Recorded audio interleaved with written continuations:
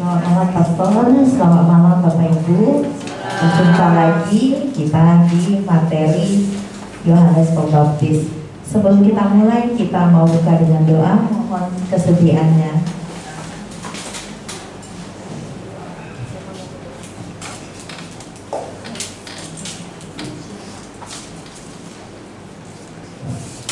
Marilah kita awali kursus dasar kitab suci kita pada malam hari ini dengan doa. Dalam nama Bapa dan Putra dan Roh Kudus. Amin. Kami bersyukur kepadamu ya Allah, Bapa Tuhan langit dan bumi, atas rahmat dan kasih karunia-Mu yang masih boleh kami nikmati sampai dengan malam ini. Kami berterima kasih atas penyertaan-Mu dalam tugas perutusan kami masing-masing, dalam pekerjaan, dalam usaha, dalam tugas dan karya dan pelayanan kami. Terlebih pada malam hari ini kami bersyukur dan berterima kasih Engkau mengumpulkan kami semua untuk melanjutkan kursus dasar kitab suci yang akan diberikan oleh hamba Pastor Tony Tartiono, imam kami. Kami mohon penyertaan-Mu dari awal sampai akhir, biarlah Engkau yang menyempurnakan, yang melengkapi segalanya, agar materi pada malam hari ini, yaitu tentang hamba-Mu Yohanes Pembaptis, sungguh menjadi bekal bagi kami, untuk kami menyiapkan masing-masing menyambut kedatangan Putra terkasih Tuhan kami Yesus Kristus. Segala hormat dan pujian kami aturkan kepada-Mu sepanjang segala masa. Amin. Dalam nama Bapa dan Putra dan Roh Kudus. Amin. Silakan Bapak. Baik, terima kasih. Sedikit koreksi dari kursus dasar. Kursus dasar sudah lewat. Tahun lalu ini kursus tokoh. Jadi khusus bicara tentang tokoh-tokoh kitab suci. Terima kasih. Jadi kalau sudah selesai tokoh, nanti saya harap bisa bicara tentang pokok-pokok teologi kitab suci. Itu lebih rumit gitu. Apa itu misalnya penebusan, keselamatan. Baik, malam ini tidak usah lama-lama lagi, kita mau berbicara dengan Yohanes Pembaptis, perintis jalan untuk Yesus. Nah, ini tokoh yang sudah kita kenal semua. Jadi apa yang saya katakan malam ini sebenarnya kita sudah tahu. Hanya dirumuskan dengan kalimat-kalimat yang sedikit mungkin berbeda saja. Kalau kita bicara Yohanes Pembaptis, sebenarnya kita harus bicara tentang Yesus juga. Tapi apa boleh buat bahwa kita terpaksa harus memusatkan diri juga kepada Yohanes Pembaptis, walaupun tidak bisa menghindarkan diri dengan Yesus. Nanti minggu depan kita baru akan bicara lebih khusus tentang pribadi Yesus. Ya tentu saja untuk satu pertemuan itu juga terlalu sedikit tentang Yesus kan. Tetapi paling tidak beberapa hal pokok tentang Yesus itu kita akan lihat. Nah, Yohanes Pembaptis perintis jalan bagi Yesus. Sebenarnya ada dua dokumen yang sifatnya kitab suci dan dokumen yang non kitab suci bicara tentang Yohanes Pembaptis. Yang dokumen kitab suci itu ada dalam Injil, Matius, Markus, Lukas, Yohanes, dan Kisah Para Rasul.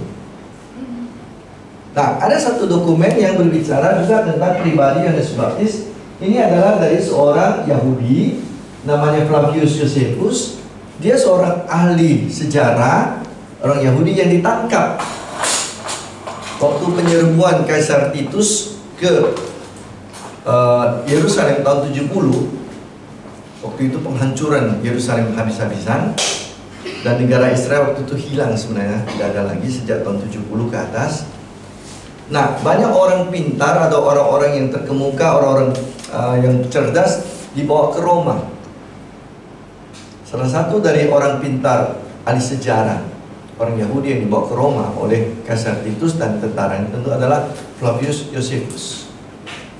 Dan dia diminta untuk menulis sejarah Israel, mulai dari Perjanjian Lama sampai dengan saat kota Yerusalem diserbu dan Bait Allah dihancurkan tahun 70. Jadi ada kalau tidak salah 3 atau 4 buku yang dia tulis tentang Israel antik.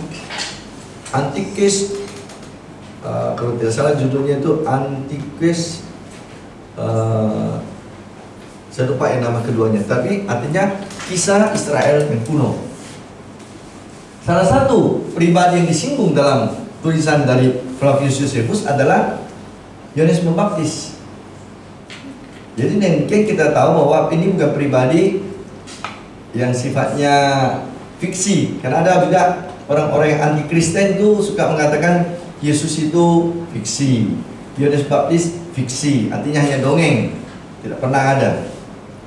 Dari keterangan orang ini yang bukan orang Kristen, yang bahkan juga boleh sekarang musuh orang Kristen, justru kita tahu bahwa pribadi Yohanes Baptis itu ada. Dan dia diceritakan dalam kaitan dengan kematian Herodes. Nah, jadi keberadaan Yohanes Baptis diceritakan dengan kaitan dengan kematian Herodes. Herodes yang menceraikan, yang mengawini saudari iparnya itu, si Herodias, itu bertentangan dengan bekas saudara iparnya, Kaisar Aretas. Itu adalah Raja Aretas itu penguasa kota Petra. Siapa yang pernah ke kota Petra? Dulu ada satu semacam kerajaan di situ. Namanya Aretas. Berkelahi mereka berdua. Aretas ini dulu adalah saudara dari istri Herodes. Kemudian diceraikan dan kemudian mereka akhirnya berperang. Dan dalam peperangan itu Herodes mati. Herodes mati dalam peperangan dengan bekas saudara iparnya. Nah, inilah catatan dari Flavius Josephus. Bagi sebagian orang Yahudi, kehancuran pasukan Herodes termasuk kematian Herodes tampaknya pembalasan ilahi, pembalasan yang adil atas perlakuannya terhadap Yohanes Pembaptis. Sebab Herodes telah menghukumnya mati walaupun ia seorang yang baik dan justru mengajar orang Yahudi untuk menjalani hidup yang benar. Yohanes mengajak orang berlaku adil dan menyembah Allah, dan supaya mereka memberikan dirinya dibaptis. Menurut Yohanes, hal-hal di atas merupakan persiapan yang perlu jika baptisan memang diterima oleh Allah. Jadi menurut Yohanes, itu bukan pertama-tama baptisan penghapusan dosa, tetapi pengudusan tubuh dengan mengandaikan jiwa telah dibersihkan oleh tingkah laku yang benar. Ini pendapat Flavius Josephus. Itu lain persoalannya. Yang penting kita bicara tentang pribadi Yohanes Pembaptis. Nah, sambungannya ialah ketika makin banyak orang bergabung dengan Yohanes Pembaptis, karena begitu dikobarkan semangatnya oleh khotbah pengajarannya, Herodes merasa terancam. Kemampuan Yohanes bicara yang begitu dahsyat, dampaknya pada manusia mungkin memabukkan, sebab tampaknya para pengikutnya siap melakukan apa saja yang diminta oleh Yohanes Pembaptis. Karena itu Herodes memutuskan untuk bertindak lebih dahulu dan menyingkirkannya sebelum gerakan Yohanes mengakibatkan muncul pemberontakan. Daripada menunggu kerusuhan mendadak muncul dan menghadapi situasi yang sulit dan bertindak keliru, maka Herodes menangkap Yohanes Pembaptis, memenjarakannya di Machaerus dan menghukumnya mati. Jadi orang Yahudi berpendapat bahwa kehancuran tentara Herodes dan kematiannya dalam peperangan melawan Raja Aretas, penguasa Petra, adalah hukuman yang pantas atas kejahatan dari Herodes sendiri. Ini menurut kesaksian dari Flavius Josephus. Jadi seorang Yahudi yang bukan orang Kristen, yang bahkan termasuk kelompok yang anti Kristen, justru mampu menuliskan keberadaan Yohanes Pembaptis dalam kaitannya dengan kematian dan kehancuran tentara Herodes.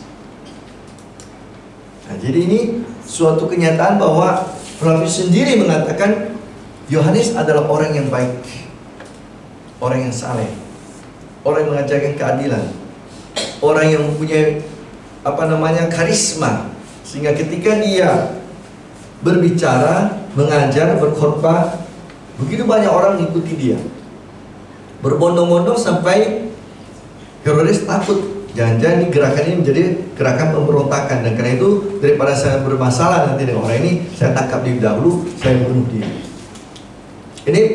Ini pandangan politik dari Flavius Josephus. Nah, dalam konteks Injil ada sedikit lain ya motivasinya ya, sedikit lain. Tetapi begitulah Flavius Josephus melihat keberadaan Yohanes Pembaptis dalam kaitan dengan Herodes. Ini saksi sipil istilahnya. Ini bukan kesaksian dari kitab suci, ini kesaksian dari dokumen sipil, dokumen, katakanlah dokumen biasa, dokumen sejarah. Jadi tentu kesaksian yang sangat dapat dipercaya karena datang dari musuh orang Kristen sendiri. Itu yang satu. Nah, kesaksian yang lain kita dapatkan semua dari teks kitab suci kita. Matius, Markus, Lukas, Yohanes, dan Kisah Para Rasul menceritakan tentang siapa Yohanes Pembaptis. Nah, kita lihat sekarang sebelum kita masuk dalam teks-teks itu, kita lihatlah mengapa Flavius Josephus sebenarnya bercerita tentang Herodes, tentang Yohanes Pembaptis. Sebenarnya tidak perlu. Herodes matinya mati, tapi rupanya dia mempunyai juga kesan tentang pribadi Yohanes Pembaptis, sehingga dia mengaitkannya langsung dengan pandangan orang Yahudi bahwa Herodes dihukum oleh Allah sendiri karena dia bertindak tidak adil. Dia menghukum Yohanes secara tidak adil. Dan dialah, menurut Flavius Josephus, Yohanes adalah seorang yang baik. Ia tahu teologi Yohanes Pembaptis, meskipun pengetahuan teologinya agak sedikit berbeda dengan teologi kitab suci ya, tapi paling tidak dia tahu bahwa pembaptisan itu adalah suatu penyucian badan. Penyucian jiwa itu telah dilaksanakan dalam tindakan yang baik.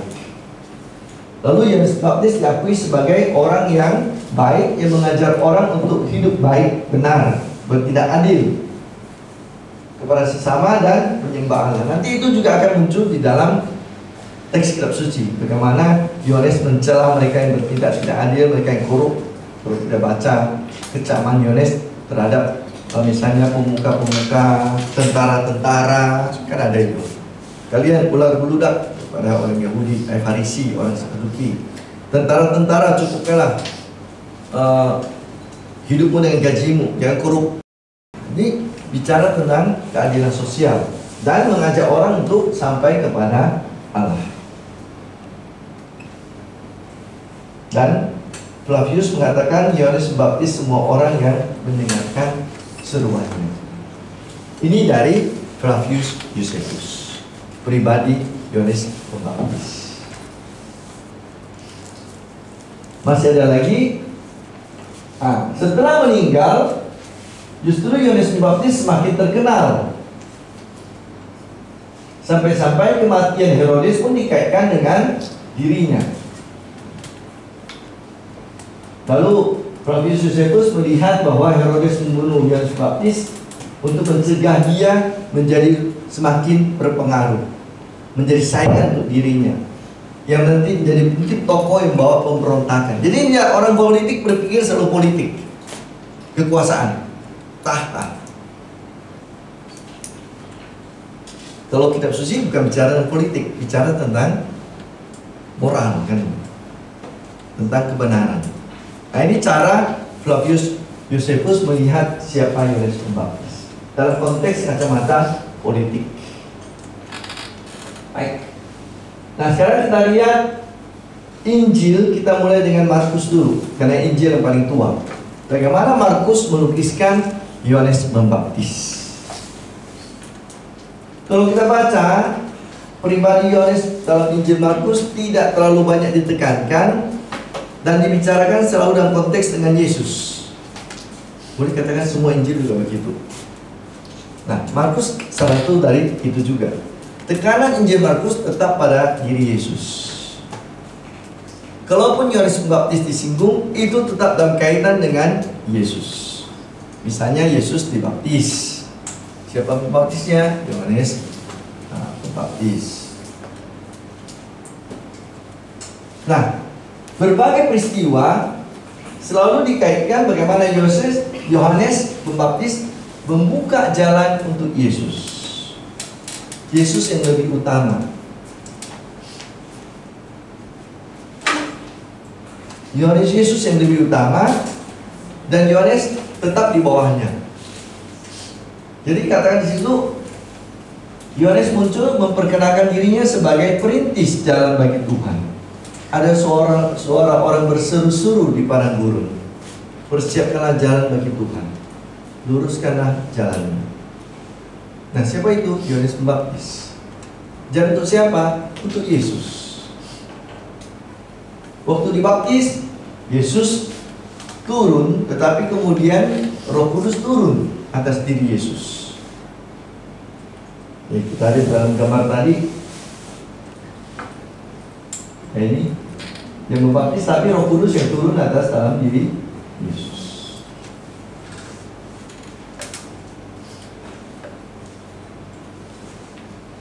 Begitu juga soal berpuasa. Dikatakan murid-murid Yohanes Pembaptis berpuasa, murid-murid Yesus tidak. Ada pertanyaan di situ. Mengapa murid-muridmu tidak berpuasa sementara murid-murid Yohanes Pembaptis berpuasa? Karena Yesus datang membawa era baru, zaman baru, zaman di mana pengantin bersama dengan mereka. Kalau pengantin bersama dengan tamu-tamu, masakan tamu-tamu berpuasa. Nanti kalau pengantin tidak ada lagi, baru mereka sahabat-sahabatnya akan berpuasa. Nah, Yohanes dan Yesus digambarkan selalu memenuhi kepenuhan misi dari perjanjian lama. Tetapi Yesus yang menjadi kepenuhan terakhir. Yohanes dianiaya, Yesus lebih lagi digambarkan dalam penganiayaan. Yohanes dipenggal kepalanya, Yesus disalibkan. Dan gambaran tentang penganiayaan Yohanes dengan Yesus berbeda. Dan siapa yang punya kuasa membuka tali kasutnya pun, aku tidak layak. Dia harus semakin besar, aku harus semakin kecil. Jadi cerita tentang Yohanes dikaitkan dengan Yesus, tetapi Yohanes selalu menjadi orang yang di bawah Yesus. Karena memang dia merintis jalan untuk Mesias. Nanti dalam teks Yohanes dikatakan dia memberi kesaksian tentang terang, tapi bukan terang itu sendiri. Siapa terang itu sendiri? Yesus. Jadi Yohanes lebih kecil, Yesus lebih besar. Kalau istilah Lukas dikatakan dia harus semakin besar, aku harus semakin kecil. Yohanes juga memakai itu, Injil Yohanes maupun dalam kisah Lukas juga dalam kisah para rasul. Kalian pikir aku Mesias yang kalian tunggu-tunggu? Bukan. Dia harus semakin besar, aku harus semakin kecil. Nah, ini versi dari Markus.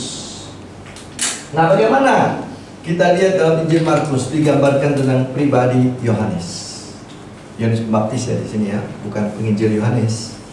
Yohanes adalah nabi dan mempunyai cara hidup yang unik. Apa dikatakan? Dia tidak makan makanan yang normal, tapi dia makan belalang dan minum madu hutan. Padahal enak madu hutan ya, gizi tinggi itu. Lalu apalagi? Pakaiannya dari jenis bulu. Sekarang pakaian berbulu itu mahal loh.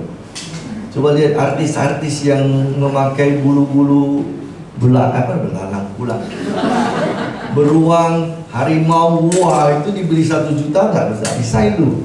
Biasanya puluhan dan ratusan juta itu. Tapi kulit yang dipakai oleh, bulu yang dipakai oleh Yohanes bukan bulu seperti itu. Itu bulu dari kambing, bulu dari unta.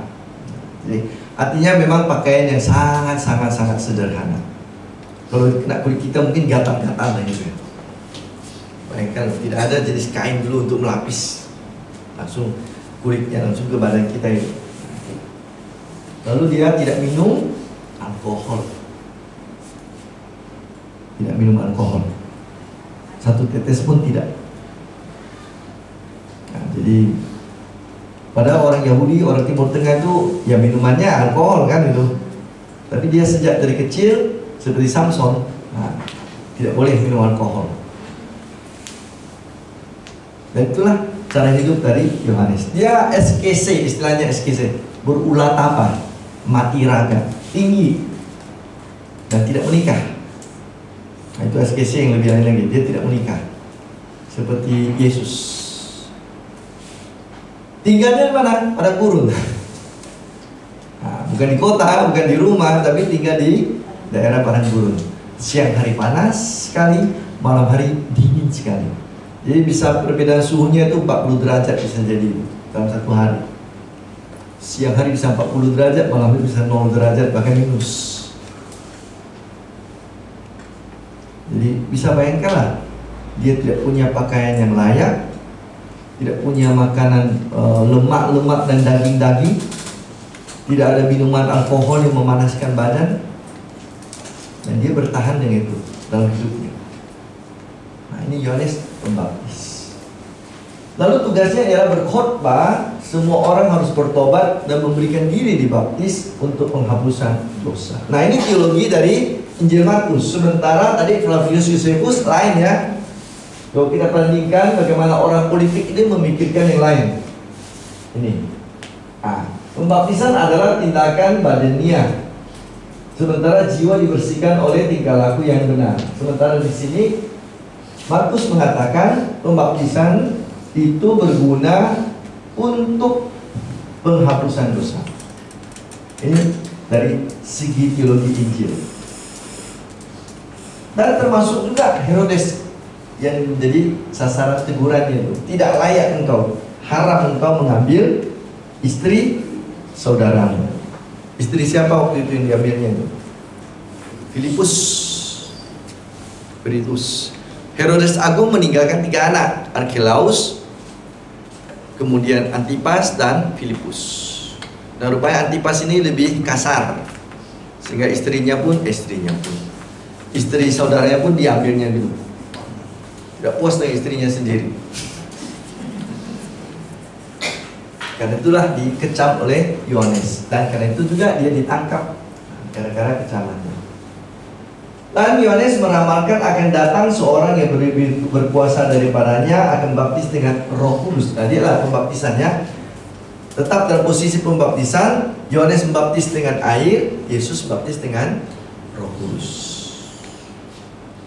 Dia semakin besar, aku harus semakin kecil. Dan siapa yang dibaptis? Orang-orang yang dibaptis Yohanes pun nanti akan dibaptis dengan Roh Kudus. Dan kata lain, kalau kita baca nanti Injil Yohanes, sebagian dari murid Yohanes Baptis kan pindah. Sebagian dari murid Yohanes pindah menjadi murid Yesus. Sebagian tidak, sebagian tinggal dengan Yohanes. Makanya dia bisa memutus orang untuk bertanya pada Yesus. Waktu dia sedang di penjara, dia utus murid-muridnya bertanya pada Yesus, engkaukah yang kami tunggu atau masih ada yang lain? Dan Yesus menjawab, katakan kepada Yohanes, orang buta melihat, orang tuli mendengar, orang bisu berbicara, orang lumpuh berjalan.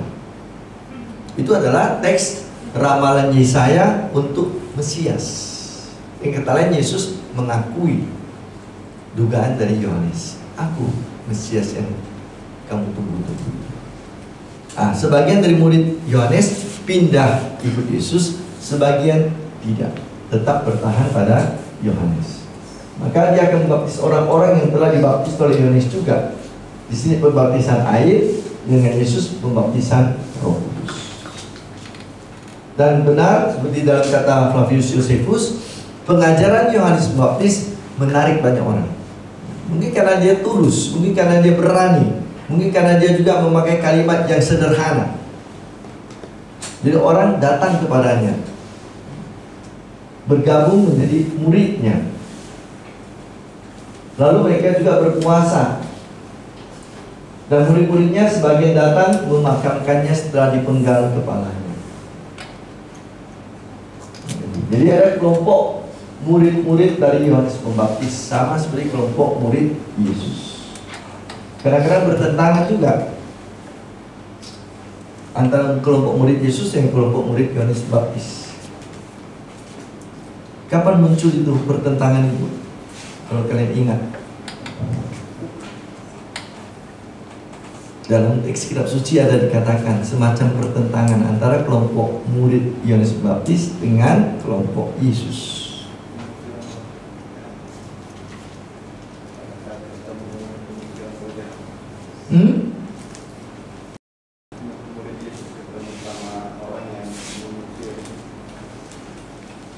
Oh, itu tidak otomatis murid Yohanes Pembaptis. Hanya dikatakan itu bukan dari kelompok kita yang mengusir setan, tapi tidak otomatis itu adalah kelompok murid Yohanes Pembaptis.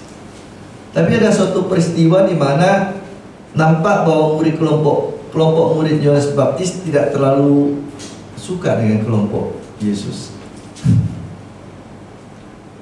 Ya tidak sampai berkelahi, tapi ada semacam perasaan tidak nyaman gitu.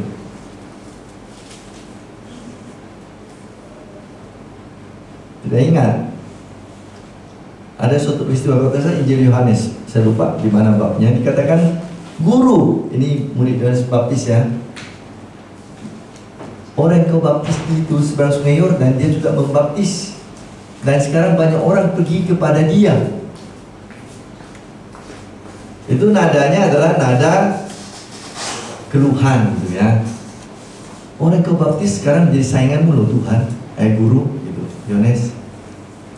Masa kau biarkan muridmu itu, nah istilahnya, kalau kita sebut ya, Yesus adalah murid tanda petik Yohanes lah. Pernah mendengar pengajaran Yohanes, pernah dibaptis Yohanes, dan sekarang Yesus membaptis juga. Yesus juga berkhotbah, dan banyak orang lari ke, termasuk juga sebagai murid Yohanes. Maka ada yang mengeluh, ada yang ngomel, komplain. Kamu kok diam-diam saja tuh, muridmu dicuri orang sana. Lalu banyak orang makin salahnya ke situ. Nah, itu ada tanda bahwa artinya tidak selalu kelompok pengikut Yohanes Pembaptis selalu sejalan dengan kelompok murid Yesus. Tapi apa jawaban Yohanes Pembaptis? Dia harus semakin besar, aku harus semakin kecil. Aku hanya perintis jalan. Aku hanya suara orang yang berseru-seru di padang gurun. Persiapkanlah jalan bagi Tuhan. Jadi Yohanes menjawab dengan sangat bijaksana. Dia tidak mau menempatkan dirinya sebagai saingan dari Yesus. Dia tahu bahwa dia hanya mendahului, merintis, membuka jalan untuk Mesias. Dia bukan Mesiasnya. Dia nabi tetapi bukan Mesias. Yesuslah Mesias tersebut. Jadi kenabian dari Yohanes Pembaptis diakui bukan hanya oleh muridnya, tapi juga oleh penguasa Yerusalem. Orang-orang Yahudi yang tidak suka sebenarnya dengan gerakan Yohanes Pembaptis, tapi mereka takut karena mereka sadar bahwa orang banyak menganggap Yohanes sebagai nabi. Dan mereka harus mengakui itu adalah suatu penilaian yang punya dasar. Karena itu juga Yohanes kadang-kadang disebut sebagai Elia yang hidup kembali. Karena cara dia berbicara seperti Elia, berkobar-kobar.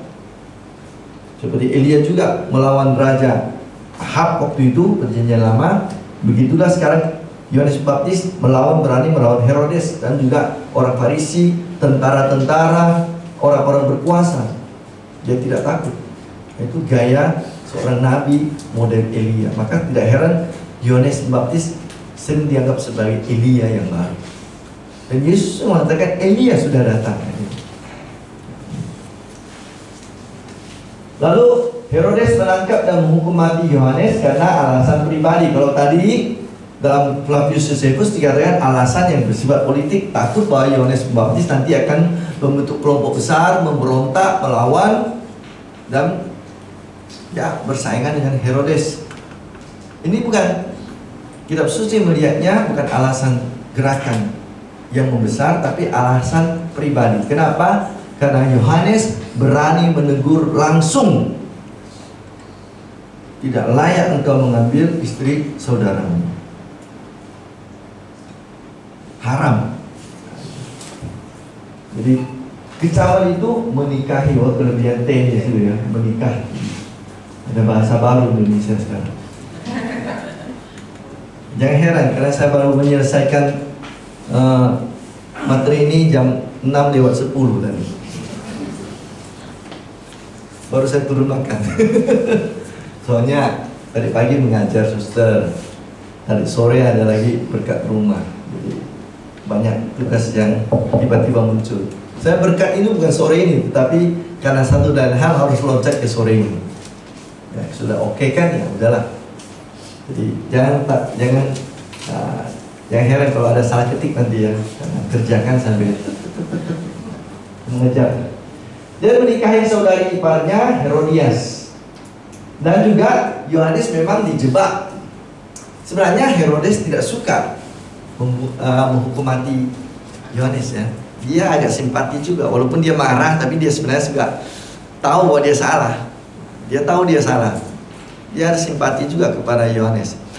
Dia suka mendengar juga. Tapi gara-gara Herodias ini yang menjebak Herodes dengan memakai putrinya itu, siapa namanya itu? Si Salome ya. Nah, itu. Dengan menari begitu hebat. Sampai Herodes terpengaruh, mungkin juga terlalu banyak minum. Nah, itulah bahaya. Jangan banyak minum ya. Ini yang minum satu, kata kata Mazmur, 1 gelas anggur bolehlah kata Paulus. Tapi jangan anggur yang begini besarnya gelasnya, setinggi botol, ya anggur yang kecil lah itu. Tapi yang penting adalah menjaga kesehatan. Jangan sampai merusak badan. Sebab badan adalah baik Roh Kudus.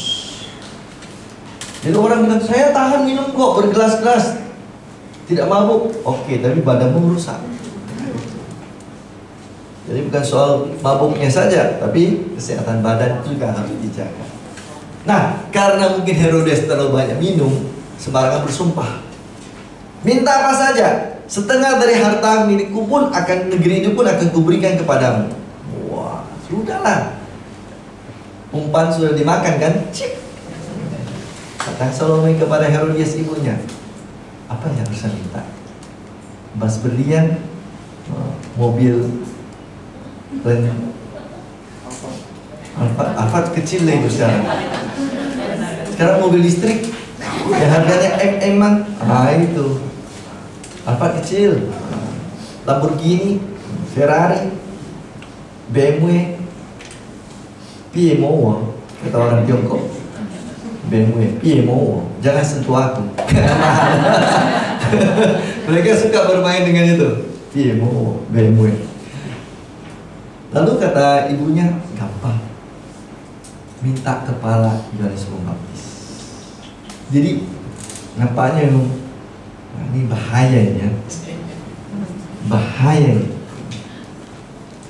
Istri Herodias itu, atau istri tidak sahnya itu, rupanya walaupun tidak ngomong, dendamnya jauh lebih besar. Herodes yang marah pun sebenarnya hanya emosi. Mungkin dia mau lepaskan, tapi masih gengsi. Tapi istrinya itu, Herodias itu, kau mengejek aku, mengatakan tidak sah perkawinan kami, awas kau. Dan itulah kesempatan dia pakai. Pas di situ, kepalanya. Ini pelajaran untuk kita ya, laki-laki, hati-hati. Jangan pernah menyakiti hati perempuan itu susah. Walaupun bahasa kita nampaknya biasa-biasa saja, bisa baik, itu hanya bergurau, yang bukan begitu maksudnya ya. Itu tergantung pada pribadi orang, bukan cinta. Jadi dialah, karena didesak oleh Herodias, sehingga Herodes akhirnya harus menghukum mati Yesus. Tapi dia sendiri tahu bahwa Yohanes adalah orang benar, orang tulus, makanya dia suka mendengar. Hanya sayang bahwa dia terlalu lancang mulutnya, sehingga terjebak oleh kalimatnya sendiri. Nah, gitu. Jadi mulut ini hati-hatilah itu. Lidah ini kecil, kata surat Yakobus, seperti kemudi kapal. Kapal besar, pernah lihat kapal pesiar yang sampai belasan tingkat itu, yang bisa 5.000 orang di dalam. Kemudian segini aja itu. Tapi itulah kapal itu bisa kemana-mana. Lidah kita juga sama. Salah omong habis. Kita belajar dari kasus di Jakarta kemarin dulu. Tahun 2016-17 itu. Karena lidah ada yang harus membayar dengan penjara kan. Walaupun ada motif politik juga di situ, tapi ya karena itu juga lidah itu. Baik. Nah, Markus kemudian menceritakan bahwa Yesus memulai karyanya setelah Yohanes ditangkap. Jadi dipisahkan sebenarnya karya Yohanes dan karya Yesus. Lukas nanti juga menggambarkan demikian. Setelah Yohanes ditangkap, dihukum mati, Yesus bekerja. Itu dari Markus. Nah, sekarang kita lihat dari Matius. Dia kurang lebih sama dengan Markus, tapi memberi tekanan beberapa hal lebih mendalam. Misalnya apa dikatakan? Pembaptisan Yohanes bukan pertama-tama ditujukan untuk penghapusan dosa, tapi menurut Matius, persiapan menyambut kedatangan kerajaan surga. Kerajaan Allah sudah dekat. Maka bertobatlah dan memberikan dirimu dibaptis. Ini pesan dari Injil Matius. Jadi lihat, setiap penginjil mempunyai sedikit tekanan yang kadang-kadang berbeda dalam tindakan tertentu. Dalam pembaptisan Yohanes pun itu nampak ada semacam, ya, Flavius menyebutnya dalam konteks politik. Konteks politik. Markus dan Lukas dalam konteks rohani, tetapi yang satu mengatakan penghapusan dosa, yang satu mengatakan persiapan untuk menerima kedatangan kerajaan surga. Nah, Matius juga pakai istilah kerajaan surga. Kenapa? Karena Matius orang Yahudi tulen. Nah, orang Yahudi itu kata Allah itu sangat tabu disebutkan. Kata Yahweh itu sangat tabu disebutkan. Dia kan mengganti kata Yahweh Allah itu dengan sebutan-sebutan yang mirip-mirip. Surga, tempat tinggal Allah. Hashem, nama itu. Nah, itu. Apa nama itu? Maksudnya nama Allah gitu. Nah, ini Matius juga pakai istilah kerajaan surga. Kalau kalian baca nanti kitab suci, perhatikanlah itu. Dalam Injil Matius hampir tidak pernah disebut kerajaan Allah. Itu kerajaan surga. Selalu dipakai istilah kerajaan surga. Karena apa? Matius itu sangat Yahudi, sangat berbau Yahudi. Dia juga menulis kepada orang-orang Kristen yang dari latar belakang Yahudi. Jadi jangan heran kalau kalian bandingkan, kok Matius menyebut kerajaan surga terus sementara Lukas, Markus, Yohanes kerajaan Allah. Yaitu tadi pengaruh budayanya itu dan perasaan sitasnya sebagai orang Yahudi yang rasanya tabu menyebut nama Allah dengan mulut. Karena mulut itu mulut orang berdosa, tidak layak. Allah terlalu kudus untuk disebut dengan namanya. Lah, Yohanes dan Yesus sama-sama disebut menjadi kepenuhan pembuatan perjanjian lama. Tetapi sekali lagi juga Yohanes membuka jalan untuk Yesus, sama seperti Markus. Dan dalam versi Matius nampak bahwa Yohanes berani mengecam keras orang Farisi dan kaum Saduki. Bab 3 ayat 7-10, coba kita perhatikan. Matius bab 3. Kita lihat bagaimana kecamannya. Dia agak keras. Kalau dalam Injil lain tidak disebut terlalu tegas sih. Yohanes Pembaptis bab 3 ayat 7-10. Nah, ini ketika melihat banyak orang Farisi dan orang Saduki datang untuk dibaptis, berkatalah ia kepada mereka, "Hai kamu keturunan ular berludak." Ular berbisa. Di sini berbisa ya, TP2. Kalau TP1 ular berludak ya.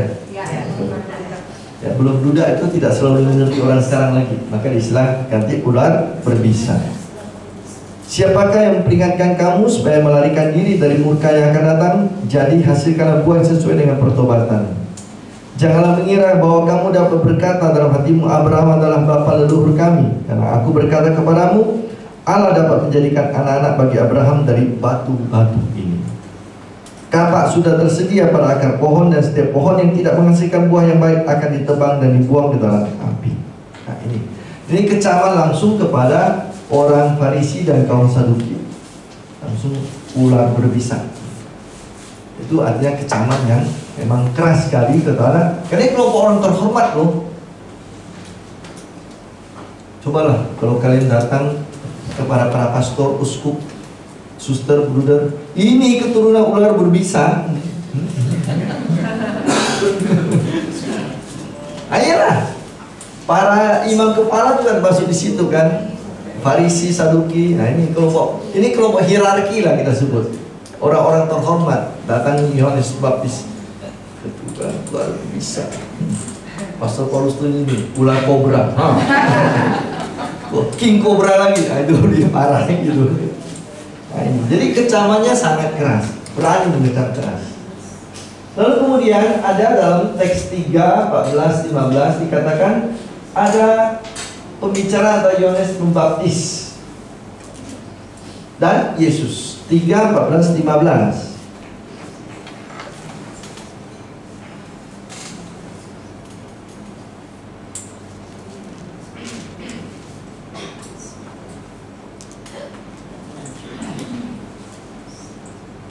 Nah ini dia. Namun Yohanes mencoba mencegah dia, katakan Yesus minta dibaptis. Katanya, akulah yang perlu dibaptis olehmu, tetapi engkau datang kepadaku. Jawab Yesus kepadanya, biarlah hal itu terjadi sekarang, karena demikianlah sepantasnya kita menggenapkan seluruh kehendak Allah.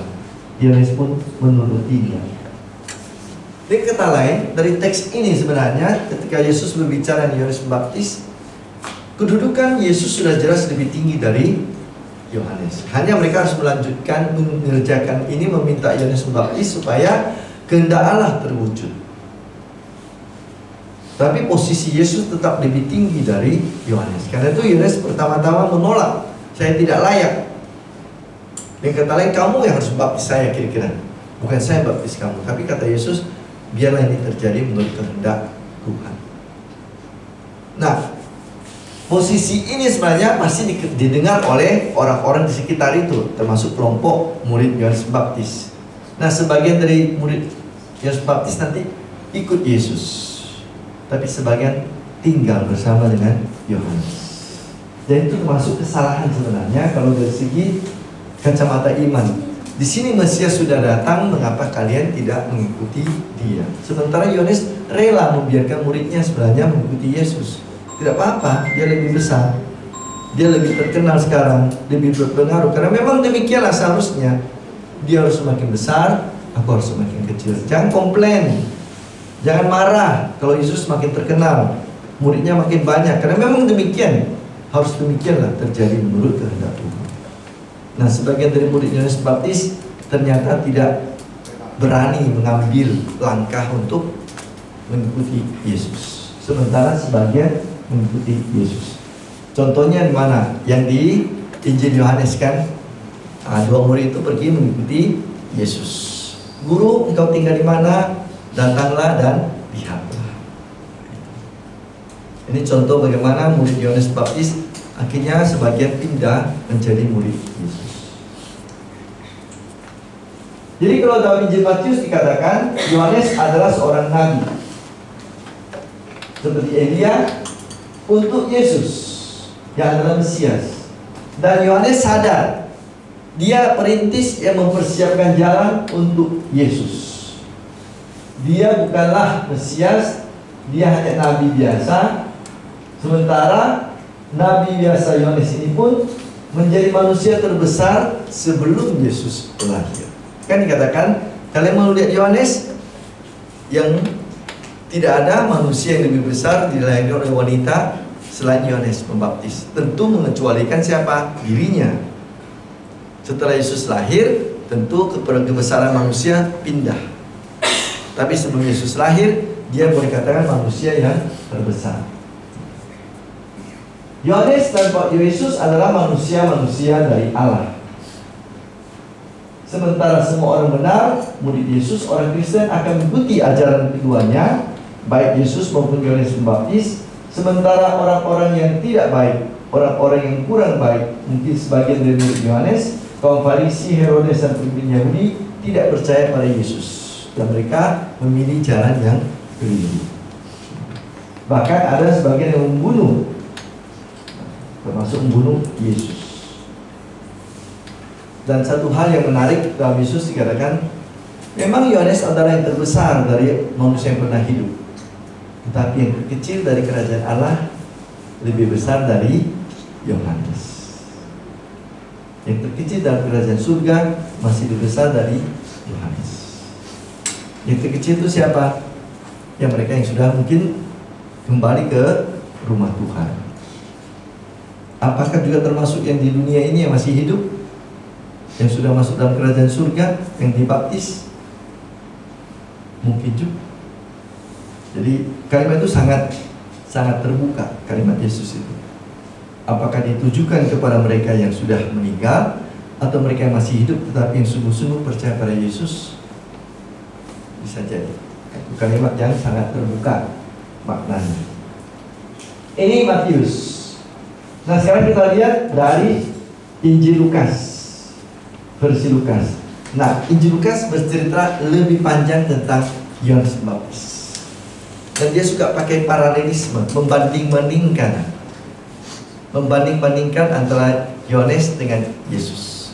Dan dalam perbandingan itu nampak bahwa Yesus tetap lebih besar.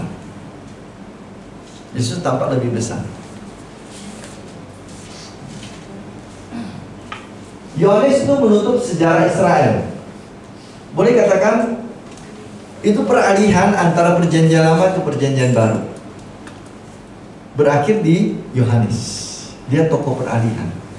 Perjanjian baru mulai dengan hidup Yesus, karya Yesus.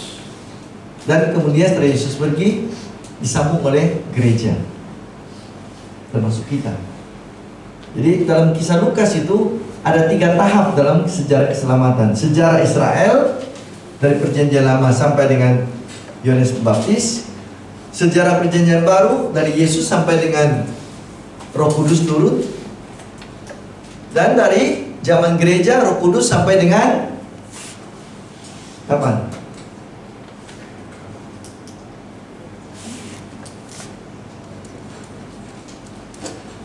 Tahap ketiga sampai kapan? Sampai dunia ini berakhir, karena gereja tetap akan ada. Jadi kita di tahap ketiga ini. Jadi sejarah Lukas adalah sejarah keselamatan linier, istilahnya, lurus. Dari Israel, dan kemudian Yesus, dan gereja, termasuk di dalamnya kita sekarang. Jadi kita berada di tahap ketiga dalam sejarah keselamatan versi Lukas.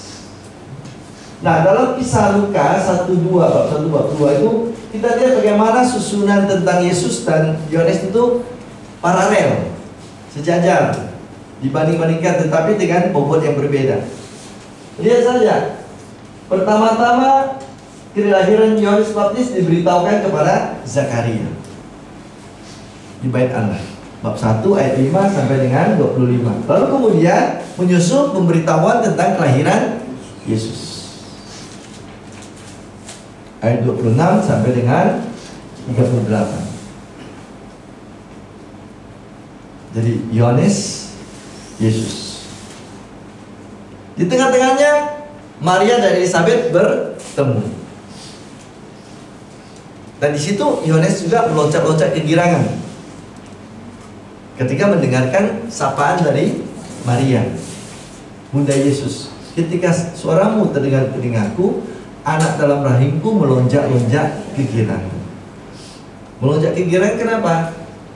Karena saudara sepupunya datang, Yesus. Kan hubungan sepupu mereka itu, Maria dengan Elizabeth sepupu, jadi anaknya juga hubungan sepupu.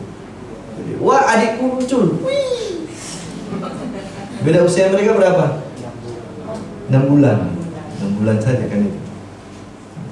Hanya dalam gambaran, dalam foto-foto seperti Yohanes Pembaptis sangat tua ya. Dan dalam gambaran jenggot dan seterusnya, Yesus lebih muda kelihatan. Padahal hanya beda 6 bulan. Nah itu, jadi di sini gambaran Maria dan Elizabeth bertemu.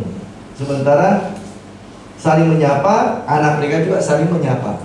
Yohanes Pembaptis juga menyapa Yesus. Hanya tidak digambarkan bagaimana reaksi Yesus dalam rahim Maria. Karena langsung dijawab dengan reaksi Maria. atas pujian dari Elizabeth, Maria memuliakan Tuhan. Itulah yang terkenal ya, Magnificat. Jiwaku memuliakan Tuhan. Dan setelah pujian Maria kepada Tuhan karena Yesus, bab 1 ditutup dengan pujian Zakaria kepada Tuhan juga karena Yohanes. Terpujilah Tuhan Allah Israel. Di sini jiwaku memuliakan Tuhan, di sini terpujilah Tuhan Allah Israel. Ini Magnificat, ini Benedictus. Bahasa Latin. Magnificat, Benedictus.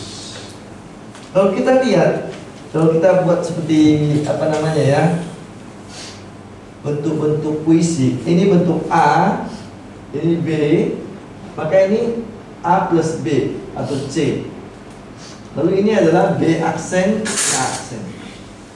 Kalau kita buat sandwich, kira-kira demikian. Di tengah-tengahnya kedua bayi bertemu, kedua ibu bertemu, dan kedua bayi juga bertemu dalam pemuliaan satu sama lain. Di sini kelahiran, di sini pemuliaan kembali. Ini seperti kue lapis. Lapis Surabaya. Kalau lapis yang kita punya terlalu banyak kan itu, sedikit-sedikit sampai belasan gitu kan. Lapis Surabaya hanya 3, tapi kurang juga, ini hanya 5 ini seharusnya. Ini Surabaya plus sedikit lah. Lihat kan susunan Lukas ya, bagus sekali ya. Jadi Lukas itu seorang penulis yang pintar ya. Dia penulis yang pintar. Dia buat sesuatu yang sejajar, tetapi tetap di tengah-tengahnya Yesus lebih besar. Yesus lebih besar. Kenapa? Kita lihat, walaupun kisah Yohanes dan Yesus sejajar, tetapi tetap pribadi Yohanes Pembaptis di bawah Yesus. Apa itu? Kedua-duanya istimewa. Kelahiran Yohanes istimewa. Kenapa? Karena ibunya sudah tua, sudah mati haid, menopause. Jadi karena situ, kami sudah tua kan, Zakaria sudah tua juga. Dengan kata lain, sebenarnya dari segi manusiawi, medis, tidak ada harapan lagi. Tapi tetap lahir Yohanes. Hanya kelahiran Yohanes itu dari suatu cara yang normal. Kenapa? Hubungan suami istri. Hubungan suami istri normal. Kalau Yesus beda. Ibunya masih perawan, belum pernah bersama dengan laki-laki. Dan yang mengandung Maria datang dari Roh Kudus. Jadi pribadi Yesus punya keistimewaan lebih dari Yohanes Pembaptis. Walaupun sama-sama istimewa, tetapi keistimewaan Yesus lebih tinggi sifatnya daripada keistimewaan dari Yohanes Pembaptis.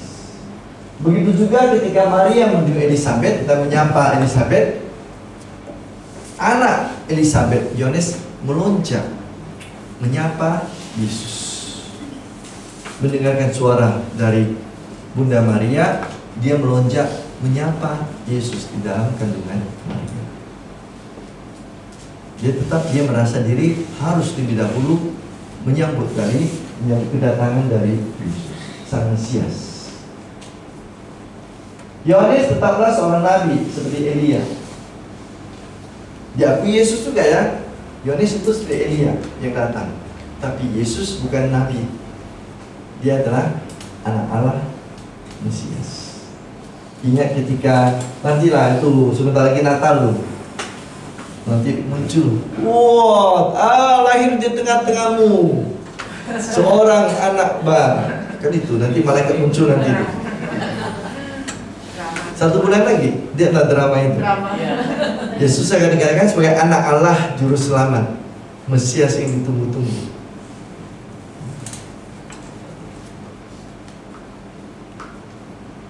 Jadi ada tetap keistimewaan dari diri Yesus dalam diri Lukas. Jadi Yesus lebih tinggi statusnya dibandingkan dengan Yohanes Baptis. Dalam Lukas beda ya dengan Matius dan Markus ya. Cara kematian Yohanes tidak disebutkan, hanya diandaikan. Kenapa? Karena nanti Lukas mau memusatkan kematian Yesus yang tragis tapi yang istimewa, untuk menekankan bahwa kematian Yesus yang mempunyai daya penyelamatan, daya penebusan terhadap manusia yang telah dijerat oleh dosa. Jadi satu-satunya peristiwa kematian yang digambarkan dengan secara mendetail dalam kitab suci Lukas adalah Yesus. Kematian Yohanes diandaikan saja telah terjadi, tapi tidak perlu disebutkan caranya. Beda dengan Markus dan Matius. Jadi penekanannya kepada kematian Yesus untuk menggambarkan kasihnya dan penyelamatannya untuk manusia. Kenapa? Karena Yesuslah Sang Mesias, bukan Yohanes Baptis. Mesias adalah Yesus. Maka diarahkan di sana semua. Diarahkan ke situ. Nah, sebagai murid Indonesia juga disebutkan oleh Lukas tidak sanggup mengerti, memahami dan mengerti Yesus. Maka disebutkan mereka lebih suka minum anggur lama. Kenapa? Anggur lama lebih enak. Istilah yang dipakai artinya orang itu tetap tinggal dalam pemahamannya yang dulu. Ketika Yesus datang dengan pemahaman yang baru, dengan ajaran yang lebih mendalam, mereka tidak sanggup. Maka mereka anggur lama lebih enak. Kami tidak mau anggur yang baru. Jadi mereka tidak mengikuti Yesus.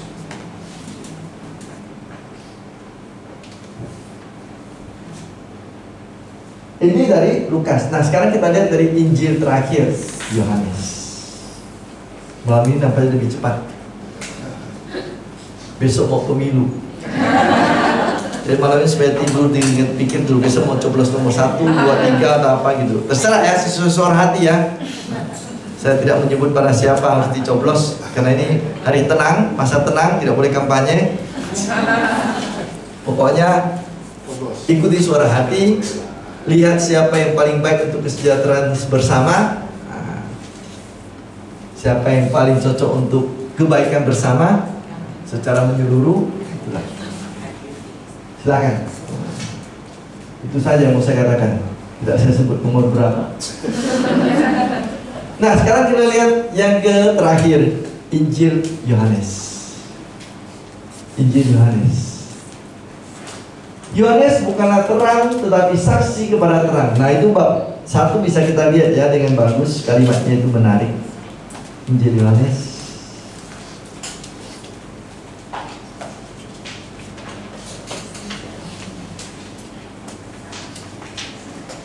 Yohanes bab 1.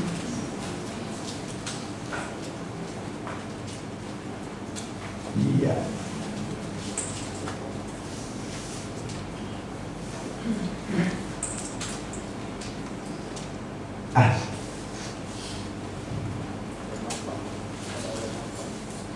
Pada mulanya adalah firman.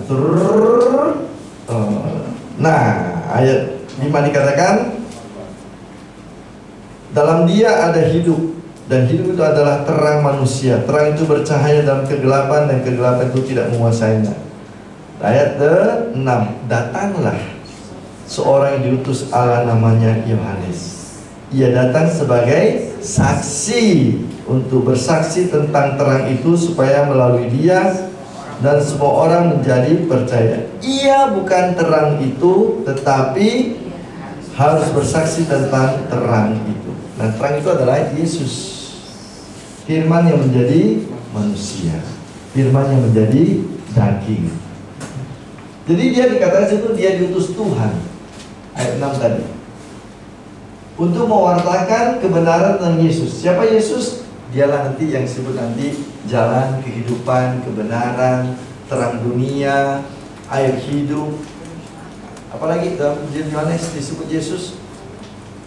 Kebangkitan, kebenaran, tidak disebut secara khusus keselamatan, tapi gelar-gelar dipakai Yesus itu Mesias. Jadi sementara Yohanes mengatakan dalam Injil Yohanes, aku harus semakin kecil dan Yesus harus semakin besar.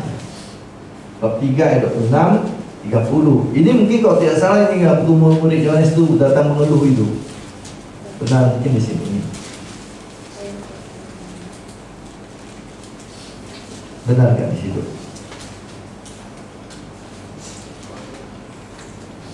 Ini dia.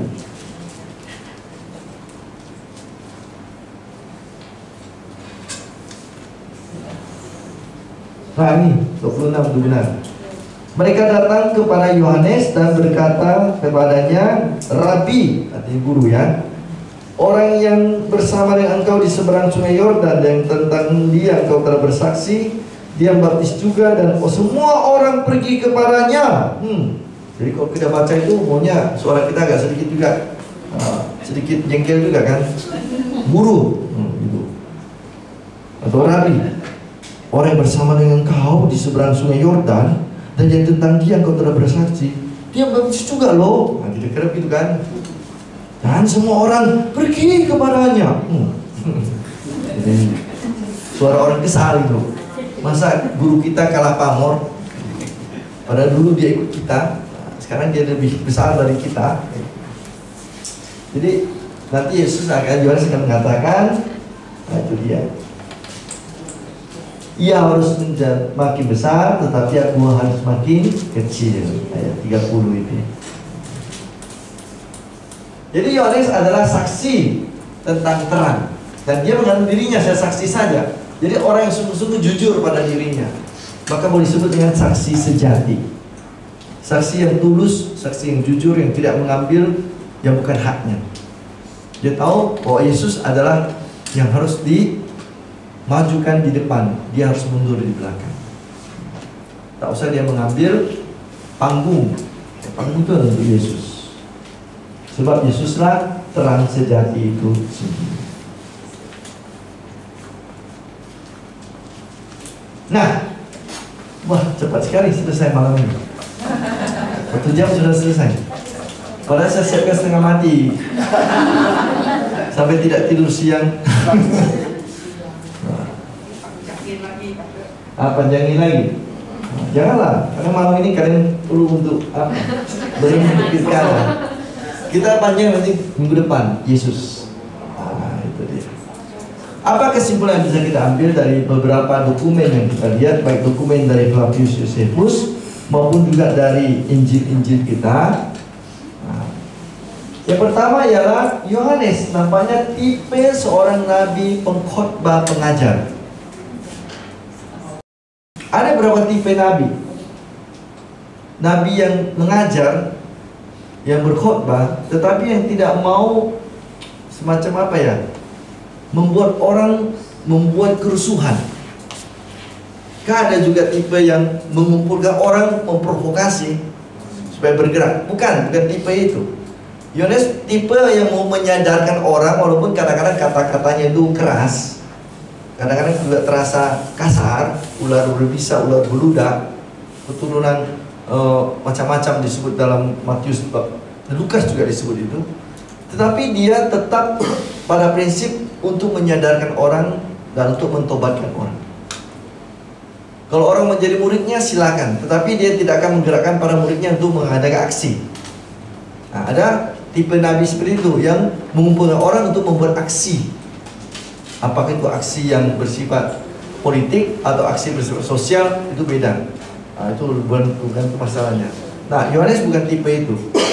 Dia lebih untuk penyadaran, membuka hati orang, membuat orang sungguh-sungguh bertobat dan mengikuti cara hidup yang baru. Jadi bukan tipe revolusioner yang membuat orang harus membuat pemberontakan besar. Itu nomor satu. Jadi tipe mirip Elia dan Elisa. Bukan mirip seperti Teudas. Dalam kitab suci disebut juga Teudas ya, seorang yang mengumpulkan orang banyak lalu kemudian mati juga. Ini tipe nabi yang lain, nabi tanda petik, nabi yang mengadakan pemberontakan. Nah, bukan seperti itu. Ia berasal dari keturunan imam, tetapi bukan imam yang mempunyai pengaruh besar di Yerusalem.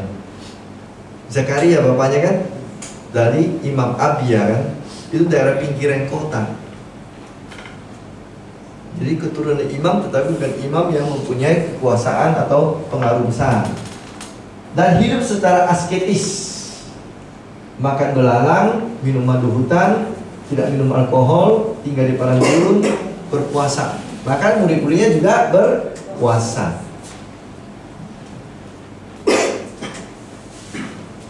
Ia mengajarkan tentang pembaptisan, hidup doa, dan berpuasa. Pesan utama dari Yohanes Pembaptis adalah pertobatan dari kehidupan yang jahat. Jadi mereka yang tukang cukai misalnya, oh kalian jangan merampas lebih daripada yang seharusnya. Tidak boleh memungut uang lebih dari yang seharusnya. Lihatlah seperti Zakheus, berani dia kembalikan 4 kali lipat. Artinya apa? Artinya dia peras itu orang berkali-kali lipat kan itu. Setengah dari milikku kuberikan pada orang miskin, masih ada setengah untuk dia. Artinya uangnya banyak gitu. Bukan lagi banyak, banyak gitu. Dan kali pula dipakai Sri Mulyani kan kemarin. Itu teks dari Zakheus itu. Negara harus mengembalikan setengah dari pajak yang dipungut, dan 4 kali lipat. Persis dia kutip dari Injil Lukas, walaupun dia tidak sebut nama Injil Lukas. Dan Zakheus itu diambil itu persis itu. Jadi, nah pungut cukai harus hidup sederhana. Orang-orang Farisi, orang-orang Saduki dikecam. Tentara-tentara jangan korupsi. Mereka yang datang itu, cukupkanlah uangmu, hidupmu dengan gajimu. Cukup. Jadi berani dia sampaikan sesuatu terus terang. Karena itu dia mengajar orang sungguh-sungguh bertobat dari kehidupan yang jahat. Dan sebagai tanda dari pertobatan, berikanlah dirimu untuk dibaptis. Ini ajaran utama dari Yohanes. Karena itu dia tidak takut untuk menyuarakan kebenaran. Termasuk Herodes, raja, tidak halal engkau mengambil istri saudaramu, merampas saudari iparmu istilahnya. Mungkin dia lebih berkuasa, Antipas. Filipus lebih tak berdaya, lebih lembut. Dia tak berdaya ketika istrinya dirampas. Apalagi sang istri juga rupanya lebih suka nampaknya ini kepada yang satu ini. Nah, itu. Jadi sasaran dari khotbah Yohanes Pembaptis itu ke semua pihak, baik pihak berkuasa maupun juga pihak yang tersingkir. Orang-orang miskin juga. Kenapa? Dia mengkhotbahkan keadilan sosial. Tekanannya kepada keadilan sosial. Selain kepada menyembah Allah, tadi dikatakan supaya orang bertobat menyembah Allah, tapi juga dalam kehidupan sehari-hari orang memperhatikan kasih dan keadilan dalam hidup mereka. Maka dia mencegah, mengecam korupsi, mengecam orang-orang yang merampas milik orang lain, mengecam penguasa-penguasa yang bertindak tidak benar.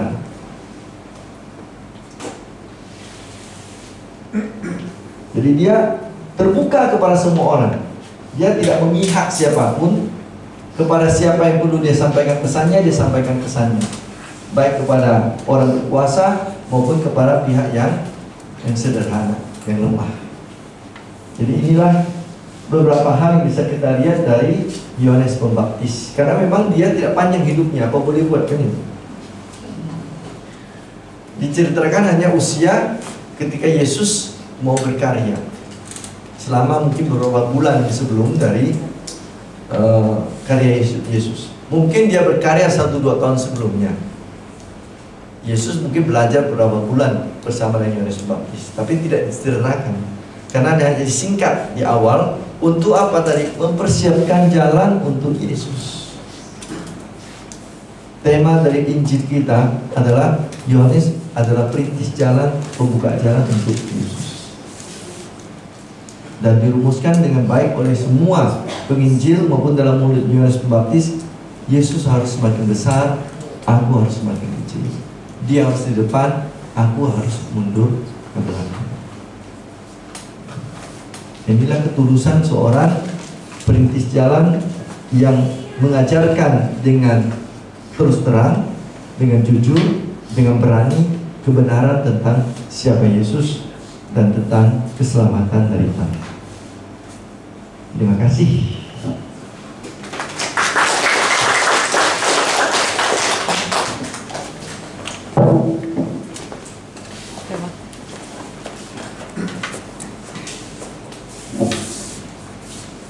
Terima kasih Pastor.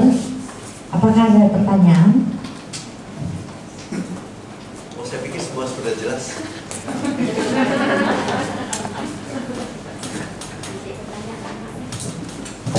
Pastor, nanti sementara Pastor menjelaskan Yohanes Pembaptis berdasarkan versi-versi penulis Injil, terlintas kan saya teringat waktu pengajaran Pastor soal Santo Yosef.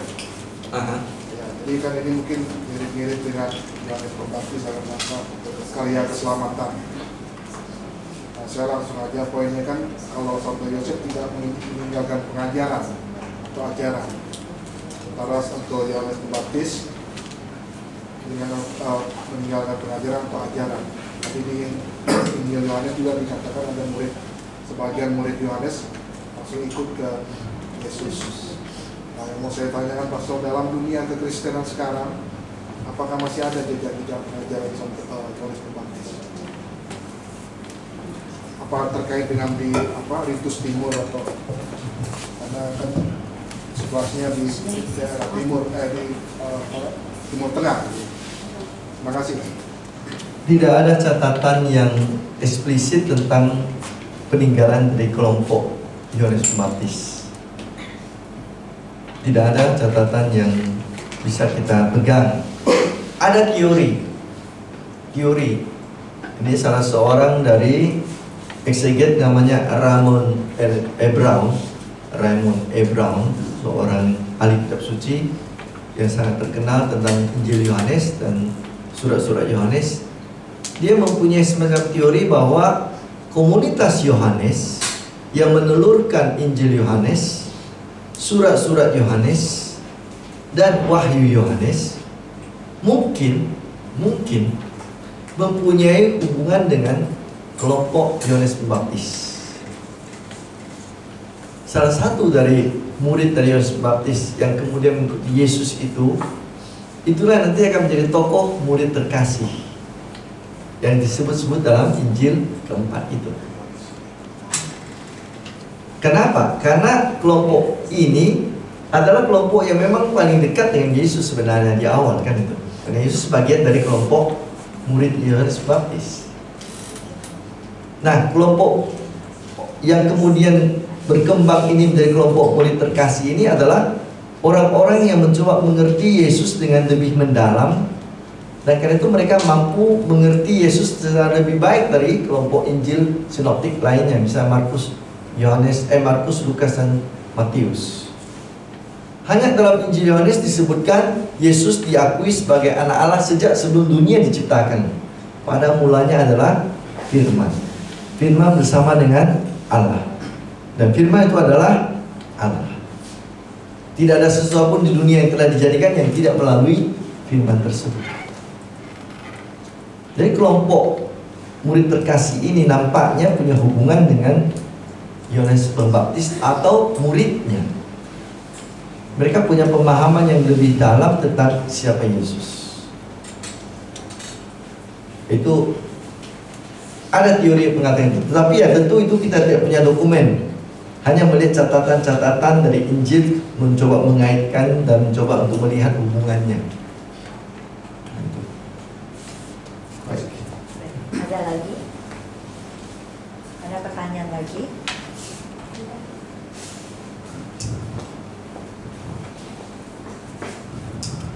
Pastor, sebelum Yohanes Pembaptis berkarya, apakah dulu jemaah orang Israel itu mengenal namanya ritual pembaptisan? Satu, kedua, ketika Yesus dibaptis, Yohanes dengan sadar menyatakan bahwa harusnya dia yang dibaptis oleh Yesus. Tapi ketika dia di penjara, kenapa dia malah merasa ragu dan bertanya kepada Yesus apakah dia itu Mesias yang akan datang? Terima kasih. Ritual pembaptisan sudah ada sebelum kebaptisan Yohanes. Jadi apa yang dibuat Yohanes bukan sesuatu yang sama sekali baru. Dalam Perjanjian Lama sudah ada jejak pembaptisan itu. Dan umumnya terkait dengan pertobatan. Hanya ketika Yesus datang itu lebih dari sekedar pertobatan. Itu memang sungguh-sungguh keselamatan yang dibawa oleh Yesus dengan pembaptis. Maka Yesus baptis bukan dengan air tapi dengan Roh Kudus. Apa tadi pertanyaan nomor 2? Oke. Apakah Yohanes Baptis itu tidak yakin? Waktu dia baptis, dia sudah mengatakan, aku tidak layak. Lalu kemudian dalam penjara, engkau kami nunggu. Jangan heran, karena Yesus itu aneh, unik. Tidak heran bahwa dia dianggap sebagai pengikut Beelzebul, dituduh. Berapa saat yang lalu saya sudah pernah cerita tentang bagaimana kelompok murid Yesus, seorang rabi yang biasa-biasa, yang katakan yang normal itu akan memilih murid-murid dari kelompok yang terhormat. Ini murid Yesus pungut cukai, buta huruf, pemberontak, orang tak terkenal. Itu baru laki-laki ya. Belum lagi yang perempuan-perempuan yang ikut dia itu. Nah, Maria Magdalena ini dulu kerasukan 7 iblis. Satu setan saja sudah susah kita kan. 7 setan ini yang ikut dia. Muridnya kok aneh-aneh gitu kan. Lalu kemudian Yesus juga kadang-kadang agak kontroversial. Orang berpuasa, muridnya tidak. Sebenarnya Yohanes kan sangat kuat dengan puasa. Terus apalagi? Kok Yesus gulung galang dengan kaum pendosa, makan dengan kelompok yang tidak beres. Lalu kalau dia seorang rabi yang tahu tentang Taurat, kenapa dia menyentuh orang sakit, orang mati? Itu najis kan itu. Tentu hal-hal seperti ini bisa membuat Yohanes goyah. Benarkah yang saya baptis itu Mesias itu? Maka Yesus menjawab secara tidak langsung. Katakan pada Yohanes, orang buta melihat, orang tuli mendengar, orang bisu berbicara, orang lumpuh berjalan. Yohanes yang tahu tentang nubuatan Yesaya, tahu bahwa itu nubuatan untuk Mesias, dan dia langsung diteguhkan dengan itu. Jadi jangan heran bahwa Yesus itu memang tokoh kontroversial. Iya. Kalau bahwa orang-orang Farisi dan orang-orang Saduki itu mencela Yesus, bisa kita mengerti, bisa. Seandainya ya, kalau kita di posisi orang Farisi dan orang Saduki, mengharapkan Mesias yang kita gambarkan seorang yang kurus, yang saleh, yang agung, yang mempunyai gaya yang anggun, yang menjaga diri dengan baik, jaim dan seterusnya, dia tiba-tiba Yesus seperti ini. Mesias, pegang sana, pegang sini, mana berpuasa itu makan pesta pora terus itu. Kan dikatakan situ kan, Yohanes datang tidak makan dan minum, kerasukan setan. Yesus datang, Mesias datang, makan dan minum, ini pelahap dan pemabuk. Kan dia gaya hidup Yesus. Dia mau mengatakan bahwa dia punya cara hidup yang free style istilahnya ya, tidak diikat oleh pakem-pakem yang sudah dipasang baik oleh tradisi maupun oleh keyakinan iman. Yesus membawakan dirinya secara bebas, secara asli, dan itu tidak selalu mampu dimengerti oleh orang-orang sejaman. Saya ingin berpikir, seandainya saya di pihak orang Farisi, orang Saduki, saya hidup di zaman Yesus dulu, mungkin saya juga tidak akan beda dengan gaya orang Farisi yang mengecam Yesus, atau orang Saduki, atau orang-orang biasa itu. Karena kita punya gambaran tentang Mesias harus begini dan harus begitu. Sudah ada semacam apa istilahnya, polanya. Kalau tidak masuk seperti pola itu, bukan.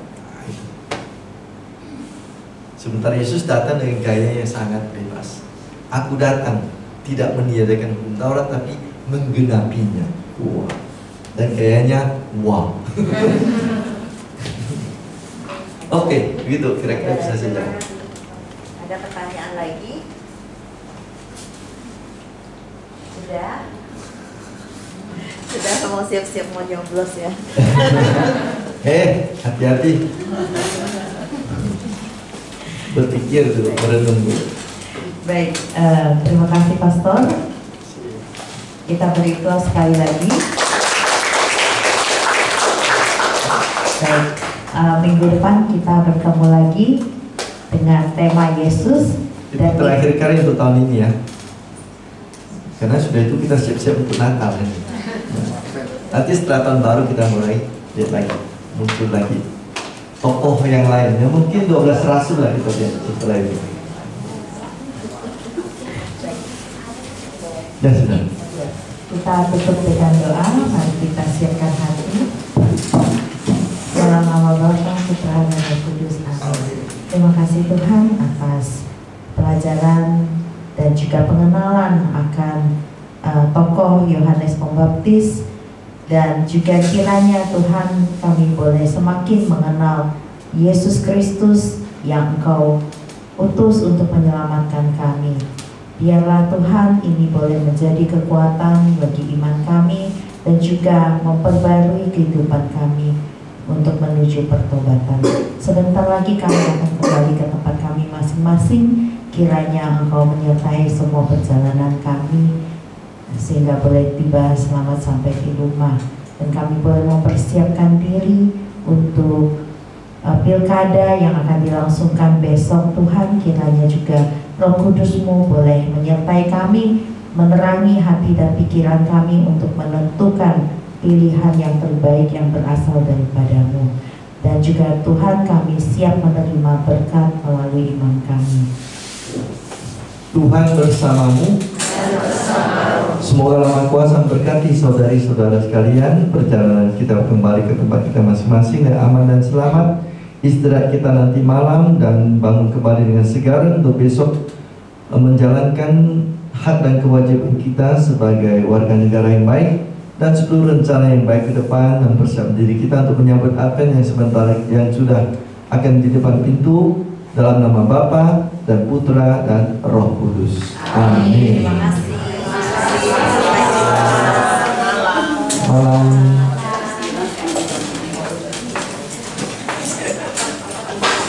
Sudah hujan seharian kan?